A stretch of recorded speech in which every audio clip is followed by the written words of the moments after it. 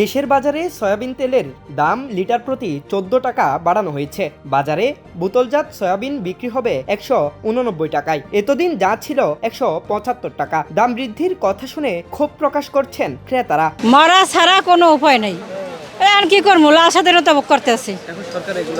এই সরকার নিয়ন্ত্রণ করে না, হেরা দেখে না, হেরা আছে কমবে কি করবে, কার নাম পরিবর্তন করবে, কোনখানে ভাস্কর্য আছে ভাঙবে, কোনখানে নিজের নামে করবে, এরা তো আছে এই নিয়ে।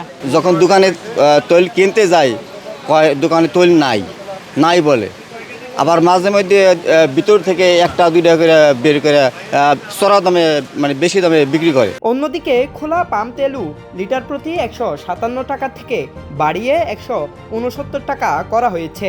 অর্থাৎ খোলা সয়াবিন ও পাম তেলের দাম বেড়েছে লিটারে 12 টাকা।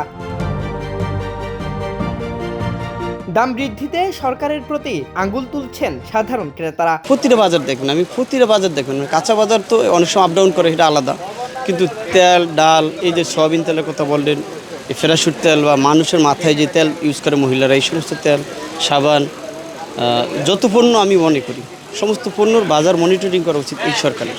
আয় তো বাড়ে না, আয় আরও কমে। দিন দিন স্কুলের খরচ, বাসা ভাড়ার খরচ, এই যে বাজার, কাঁচা বাজারের খরচ, মুদি বাজারের খরচ, সব কিছু শুধু বেড়ে যায়, কমে না তো কিছুই। যত দিন যায় তত আমাদের শুধু কষ্ট বেড়ে যায়।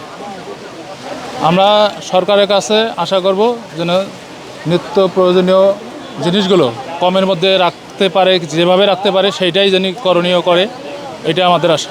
তবে খুচরা বিক্রেতারাও অভিযোগ করছেন, দাম বৃদ্ধির কথা শুনে পাইকারি বিক্রেতারা তেল সরবরাহ বন্ধ রেখেছে। 3-4 দিন তেলের সরবরাহ কমার পরে কোনো অজুহাত দেয় না ডিলার, তেল বন্ধ আসে নাই, তেল যা আসছে তা কম দিছে আর কি, কিন্তু দাম বাড়ানোর জন্য 2 দিন তেল সরবরাহ একবারে বন্ধ রাখছে।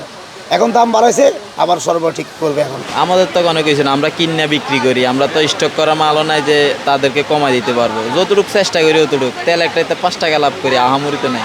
এদিকে বাণিজ্য উপদেষ্টা শেখ বশিরউদ্দিনের সঙ্গে আজ মঙ্গলবার ভোজ্য তেলের ব্যবসায়ীদের বৈঠকের পর সয়াবিন তেল ও পাম তেলের নতুন দাম ঘোষণা করা হয়।